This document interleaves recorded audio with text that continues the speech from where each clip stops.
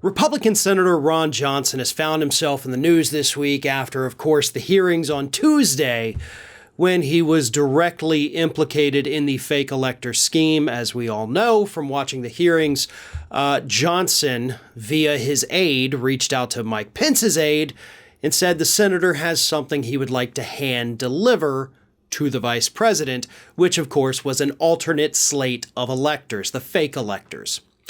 Luckily, Pence's aide, of course, said, do not give that to him. And the rest is now public knowledge. And Johnson, of course, doesn't like this newfound popularity.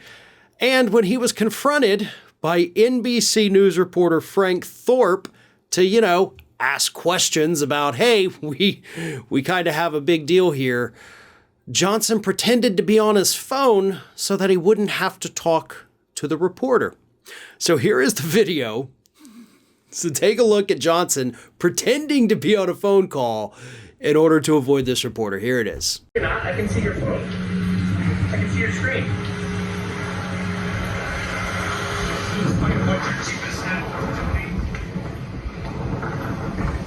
Does your chief of staff still work for you, Senator?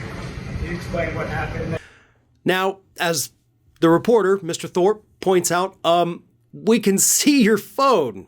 It's a black screen. You're not talking to anybody. We can see you're not on the phone. I mean, you're not even pretending to talk. You're just walking with a phone up to your ear. I mean, honestly, at this point, we're lucky that Ron Johnson didn't pull out a banana and said, "Excuse me, I have to take this. Hello? Oh my goodness, yes." No, no. What an absolutely idiotic move by this Republican senator. And it's hilarious because that's the only option this man had.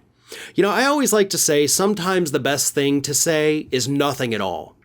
But in this particular instance, I'm going to go ahead and say that Ron Johnson should have said something, right? I mean, rather than pretending to be on your phone just to avoid these questions, you could have been like, hey, no comment. Easy enough, right? Say it with me now. No comment. You could have said, I don't want to talk about that right now. You could have said, it's all fake news. It's all a bunch of baloney.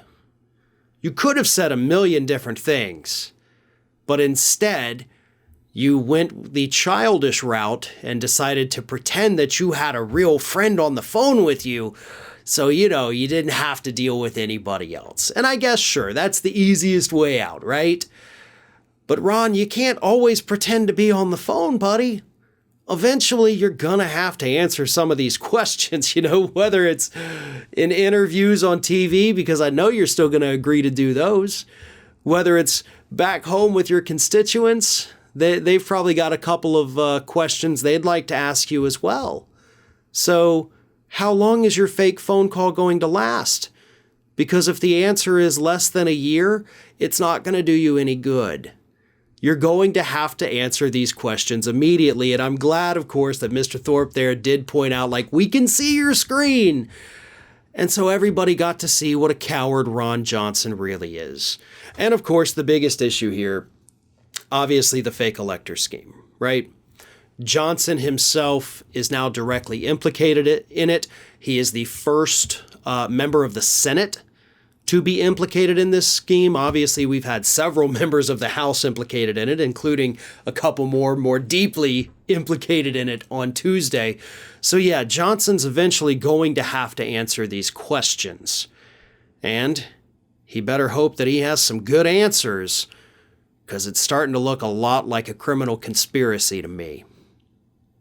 Hey everyone, this is Aspen. And did you know that for the low cost of $0 per day, you can subscribe to the Fair and Balanced YouTube channel? We also encourage you to like, comment, and share, but again, click that subscribe button and help Aspen not be so grumpy.